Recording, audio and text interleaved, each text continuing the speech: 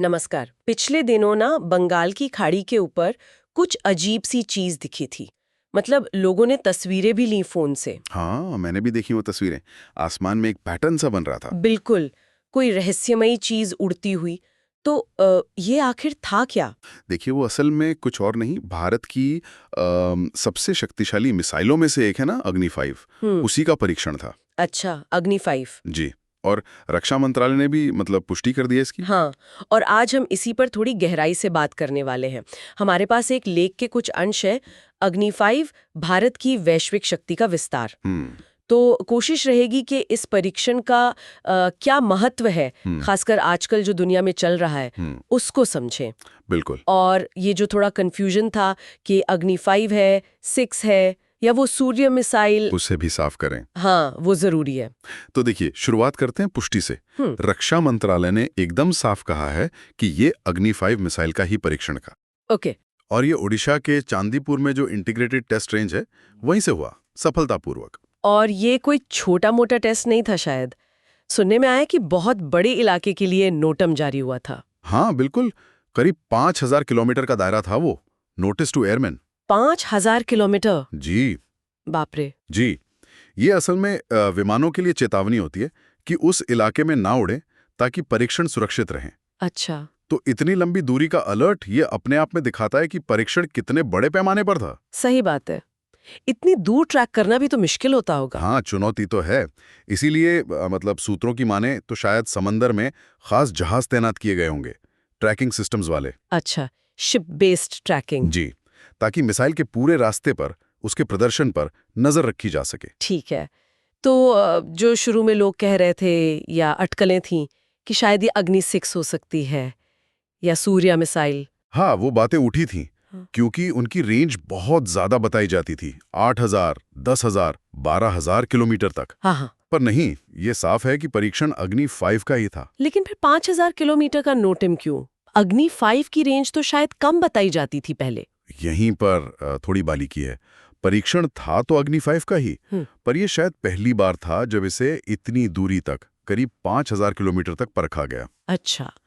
स्रोत में तो बल्कि 4790 किलोमीटर लिखा है। ओके। इससे पहले जो परीक्षण हुए वो आमतौर पर कम दूरी के थे, 2,500 3,500 किलोमीटर। तो मतलब इस बार अग्नि 5 की पूरी क्षमता को टेस्ट किया गया एक तरह से। हाँ, बिल्कुल कह सकते हैं।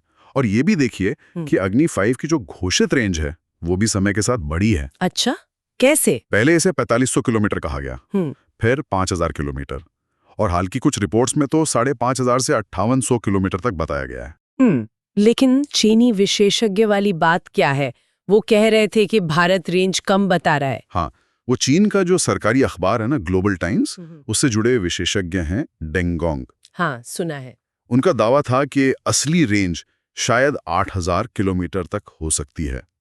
पर ये ध्यान रहे, ये चीन का दावा है। समझ गई। तो मतलब हम ये मान सकते हैं कि इस ताज़ा परीक्षण ने ये दिखा दिया कि अग्नि 5 अब ज्यादा लंबी दूरी तक मार कर सकती है? निश्चित रूप से ऑपरेशनल रेंज बढ़ गई है, ये स्पष्ट है। इसका सामरिक महत्व क्या है? मतलब रेंज बढ़ जाने से क्या फर्क पड़ता है? फर्क, बहुत बड़ा फर्क पड़ता है।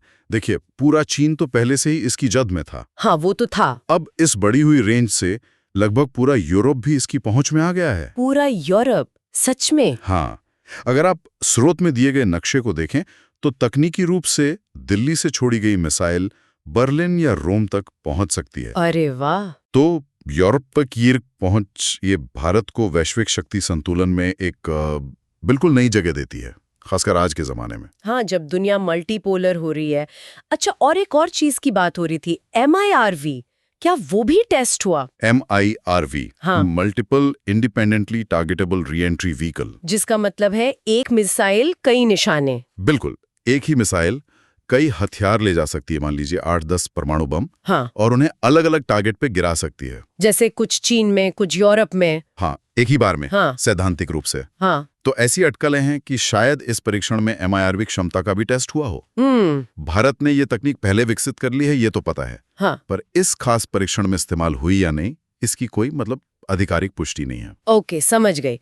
तो कुल मिलाकर ये सिर्फ रेंज का टेस्ट नहीं था, ये एक तरह से भारत की बढ़ती ताकत का प्रदर्शन भी था दुनिया के लिए। बिल्कुल सही। संक्षेप में कहें तो इस अग्नि 5 परीक्षण ने न सिर्फ इसकी बढ़ी हुई मारक क्षमता मतलब यूरोप तक उसको साबित किया है, हाँ, बल्कि इसमें MIRV क्षमता होने की जो संभावना है वो इसे और भी खतरनाक और महत्वपूर्ण बना देती है, भले ही पुष्टि ना हुई हो। ये भारत की जो निवारक क्षमता है, डिटरेंस, उसको काफी मजबूती देता है। बिल्कुल, एक बड़ा कदम है ये। तो जहां एक तरफ इस टेस्ट ने अग्नि 5 की क्षमताओं को पक्का किया है, वहीं दूसरी तरफ इसने भविष्य के लिए उत्सुकता भी बढ़ा दी है, जैसे अग्नि 6 या सूर्य मिसाइल के बारे में। हाँ, ये सवाल तो उठता ही है